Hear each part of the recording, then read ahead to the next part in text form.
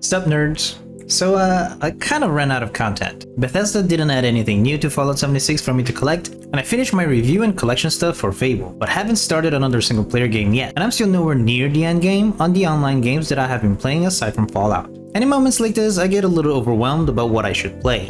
Of course, after I shifted the content of this channel to video games, I've been prioritizing games that could potentially become content for me to post about later. But I often still find myself looking at the long list of games I have on Steam, wondering what I should play instead of actually playing something. I'm sure a lot of you who are now at least young adults will know what I'm talking about and have gone through similar experiences. And things like that really gets me thinking, why does that happen? We definitely had no problem just playing anything and everything all day, every day back when we were younger. Did video games change over time? Did we change over time? The short answer is yes. The long answer? Well, that's a yes too, but you know, it's a bit more complex than that.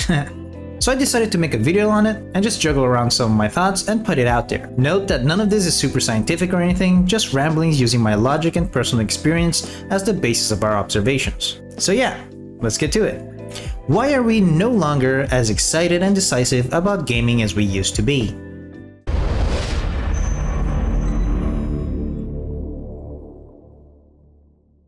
So let's talk about us first, and our daddy age.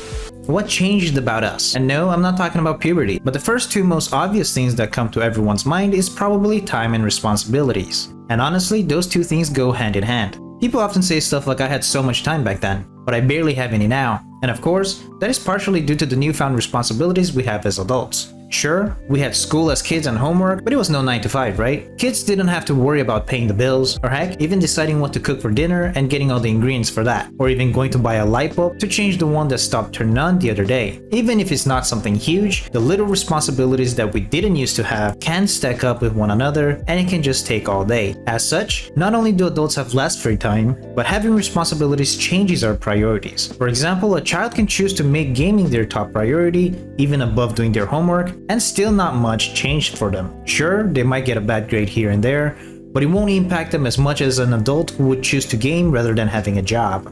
So where a child might choose to solely focus on gaming in their free time, an adult may need to take the car to the repair shop instead if he wants to drive to work the next day, or vacuum the house to prepare to have house guests over later. Not only so, but I also think that perception of time also plays a big role. And this might be going off on a tangent here, but it's my rambling video, so bear with me.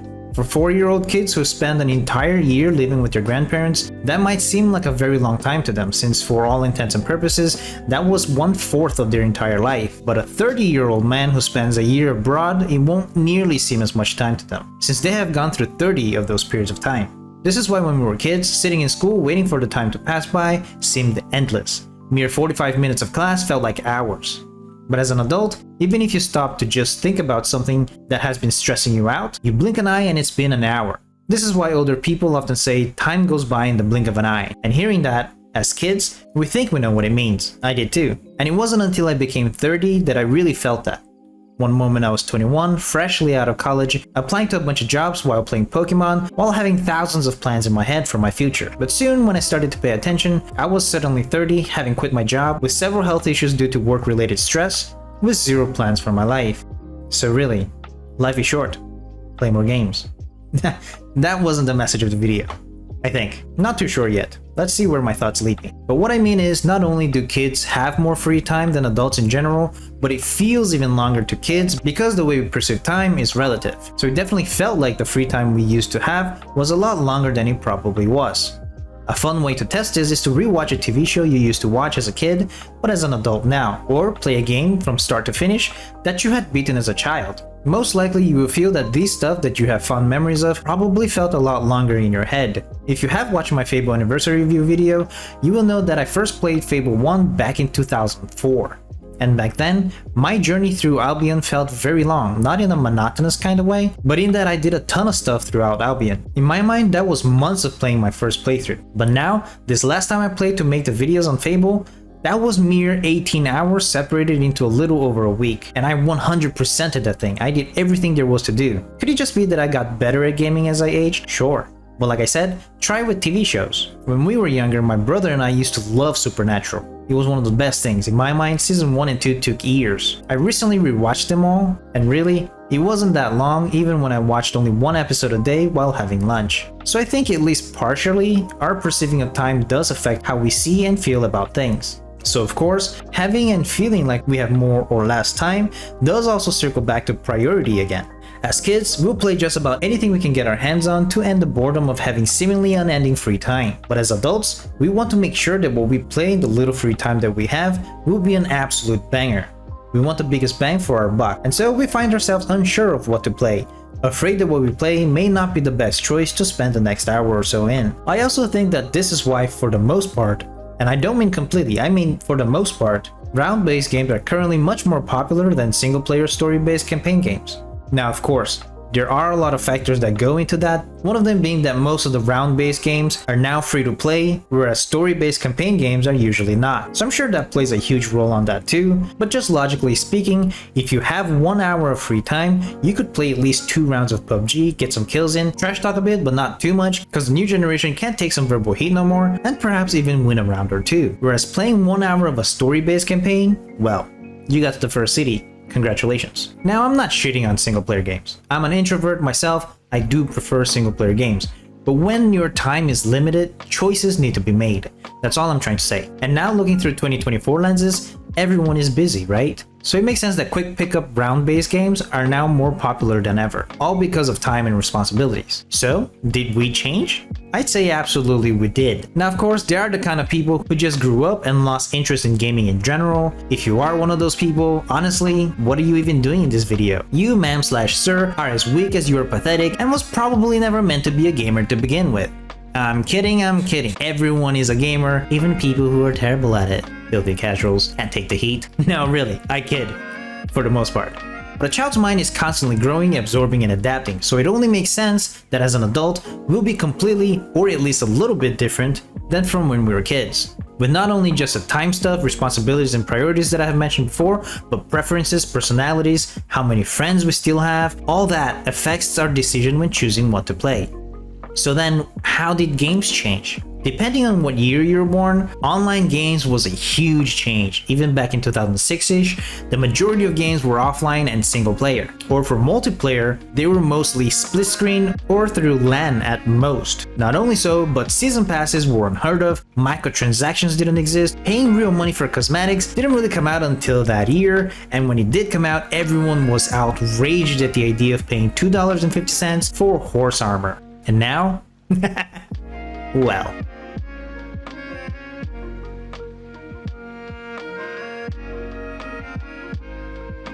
Practically every game has a season pass of some kind, not only just the free-to-play ones, but even paid ones too. So yeah, games were changed in a huge part due to their main audience back then, usually kids from the 80s and 90s, starting to grow up and becoming adults in the 2010s, and going through all the changes we mentioned before.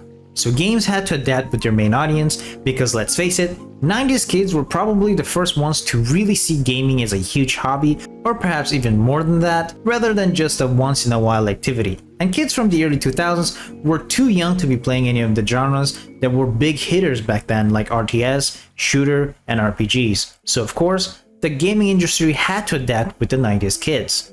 One example is of course the Harry Potter games.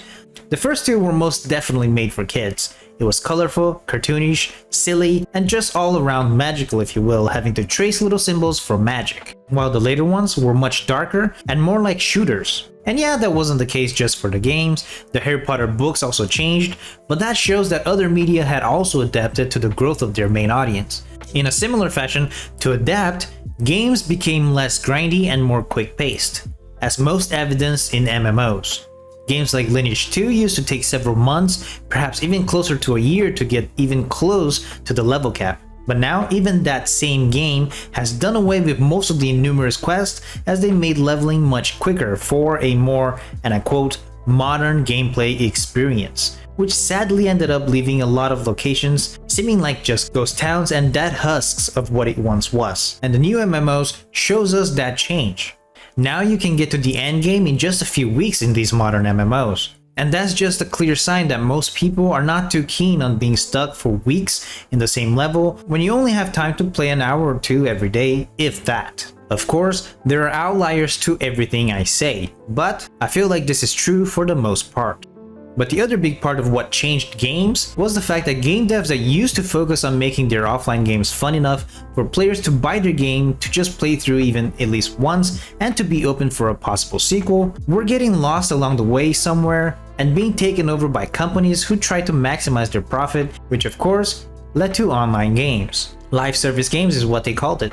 Why have players just pay one fee to play through the game, when you can have them pay again with every DLC if they want to see the real conclusion to the main story, which of course we won't give them because we need to perpetuate the chain of DLCs to come. Better yet, make them pay a fee with every season by dangling some exclusive in-game cosmetic in front of them while pumping them with FOMO so that they will be back every season. Even better than that, let's add a cash shop. We can sell more expensive and premium cosmetics there. But hey, why stop at cosmetics? Let's sell them solutions to problems we create. Sadly, this is the current state of online gaming. The saddest part is that we are partially at fault, because this wasn't something that happened overnight. No, it happened gradually. Like I said, we used to be enraged by a $2.50 price tag on horse armor. And despite some complaints, enough people ended up buying them, showing the companies that despite the public outcry, money was still being made. And it's not just the company running the games we play in specific trying their boundary. No.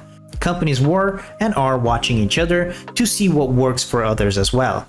That's why suddenly around 2017 and 2018, most online games that didn't have season passes got one. Because everyone else was doing it and making money, why shouldn't our game? And yeah, we did pay for those season passes. Of course we paid for them, because despite growing up and having new responsibilities, peer pressure is a thing even digitally. Everyone else is getting the cool skin from the season pass. If I don't pay, I'll be the only one without it. Sprinkle in some FOMO by making it available for a limited time only, and voila, you got all of us suckers paying for that season pass. But Bucket, is it so wrong to support the devs of the games that we enjoy by buying the season passes? They aren't that expensive. Of course not. I myself buy PUBG season passes from time to time, not all the time though, because this is still the game that I play most frequently, so there's nothing wrong with that. I'm not your mom, you do whatever you like with your money. I'm just saying that because devs keep making money through it, the over monetization of games will most likely never stop. Just like most recently, the Traders Gilded Brutosaur mount on World of Warcraft.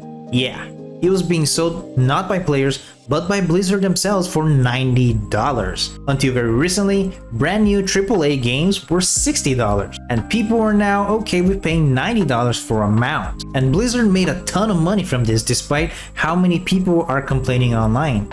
People can say negative things about this as much as they want, but companies are still profiting quite a bit from this. So why would they stop? They're just getting started. Like the super expensive skins in League of Legends, somewhat recently, everyone seemed outraged, but apparently they made a killing with those skins. And because of that, this will just keep getting worse. And not only with cosmetics, I briefly mentioned before, but DLCs too. Back in my days, DLCs were stuff the devs thought of after the game was out and got popular, as a way to add to the experience, a dessert to complement the main dish, if you will. But now, most developers don't even try to hide the fact that they are already planning a bunch of DLCs even prior to launch. They sell Ultimate Editions on pre-order, in which they will include the future 3 DLCs and let you play 4 days earlier than people who buy the normal version, for a ridiculous price tag. Ultimate Editions back in my days were versions that came out a year or two after the base game, once all the DLCs and expansion for it were out. And those DLCs and expansions were included in the Ultimate Edition as a buy one get all kind of deal. And with DLCs and expansions being planned before the main game is even out, who is to say that the main game is actually complete as they were originally intended? Who is to say content from the main game weren't cut out to be released at a later date for more money? In fact, that's exactly what is happening with a lot of games lately. There are too many reviews on AAA games right now, which people will say that the game feels unfinished. That's because it wasn't. And despite games being less grindy, because the companies want to keep you playing their games for longer, they bring you new updates and expansions to keep the game going. So what happens is that most gamers usually divide into 2 types. The one that plays 1 or 2 round-based games while playing the occasional story-driven single-player games here and there like Elden Ring, Black Myth Wukong, and so on, or the ones that stick to one big live service game, whether it's Destiny 2, Elder Scrolls Online, World of Warcraft, etc., and just focus on that to keep up with everything coming out. Of course, there are outliers here too. There can be people who play multiple live service games, but for the most part, people will stick to one and invest in it. I used to be a diehard Destiny 2 player until around last year actually, but because they keep putting out new content, unless you have a lot of free time, it will be difficult to keep up with more than just one live service at a time, and perhaps that was by design. With games like Destiny 2, you will have to invest a lot of money in order to play everything there is, and the new stuff that will still come out. While some of the older MMOs, you will have to invest a lot of your time in order to be caught up with all of the different expansions and updates that have already been put out. Not only that, but, and this is a hot topic lately, and I hope I don't say anything that gets me cancelled, but truth be told, it seems like everything now has an agenda. Before, games used to be just something for entertainment. Yes, it was a great outlet for creativity for the developers with amazing stories and beautiful art, but now it seems everything is about inclusivity and representation. And I'm all for that, but why does that have to be the focus in a game? Why is that such a big deal in a fictional game? And a few of you who know me personally know that I'm kinda fat, fairly obese. Not once in my entire life of playing games did I think to myself, gee, I really wish this main character was fat like me. No. In fact, I never really thought of the difference between my body shape and video game character body shapes until the companies went to Twitter to say they made fat characters in order to have more inclusion and representation. It felt like they were looking at me and saying, we did that for you, fat boy. And you know what? The fact that they felt the need to make a fat character to remind us that we are unlike the other game characters and that now we can have one to relate to doesn't sound nor feel like inclusion. And though I'm not non-binary and don't want to sound like I know what it's like to be non-binary, but it irks me that some games now are trying to make characters look more gender ambiguous by making them ugly. I'm sorry, but are binary people just ugly people? Since when? What is up with that? Couldn't they just put a helmet or body armor on so that you couldn't tell which gender the person was? It worked for Metroid all the way back in 1986. Why do they need to make a character fat and ugly and then tell us that they did that for us? I'm not sure about other people, but to me, that feels like an insult. Like, hey, you see this fat and ugly character? Yeah, you relate to them now, don't you? You feel included now, don't you? Like, who asked for this? Which gamer is out there thinking they need inclusion and representation? I can promise you, gamers are out there thinking about how to beat the next boss, how to get that one cool ass weapon, and what games to play with your friends next.